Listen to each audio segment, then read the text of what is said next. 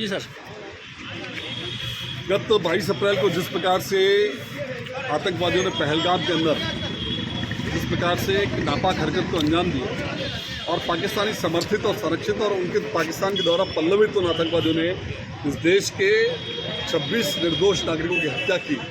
हमारी कई बहनों का सिंदूर, मांग का सिंदूर उजाड़ दिया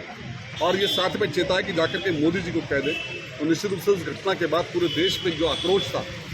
उस आक्रोश और 140 करोड़ देश की जनभावना को ध्यान में रखते हुए माननीय मोदी जी ने 15 दिन के अंदर पूरे वैश्विक स्तर पर अपने इस जवाबी हमले के लिए तैयारी की। अपनी सेनाओं को पूरा जो अभ्यास करा करके तैयार किया गया और उसके बाद गत रात्रि को जिस प्रकार से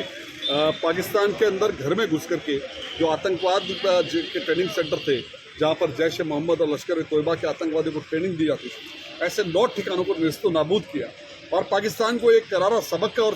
चेतावनी दी है कि वो अब भी अपनी पाकिस्तानी जो आतंकवादी की जो घटनाएं वो करता है, उस पर कहीं ना कहीं वो नियंत्रण कर ले। नहीं तो अगर कोई ऐसी स्थिति आई तो उस केवल कुछ चंद घंटों में भारतीय सेना इतना दम रखती है कि वो पूरे पाकिस्तान को नेस्तो नाबूद कर सकती है। और निश्चित रूप से मैं कह सकता हूँ कि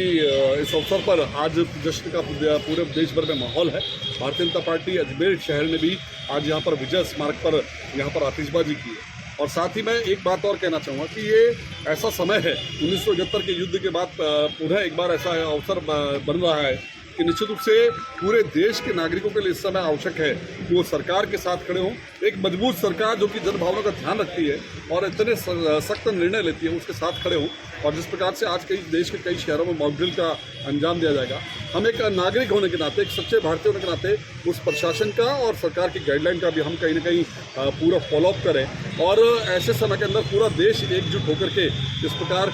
जो पाकिस्तान ने जो कायराना हरकत की है, उसके साथ कहीं ना कहीं अपने सरकार को, अपने जो हमारे पूरा देश है, उसके हाथ मजबूत करें।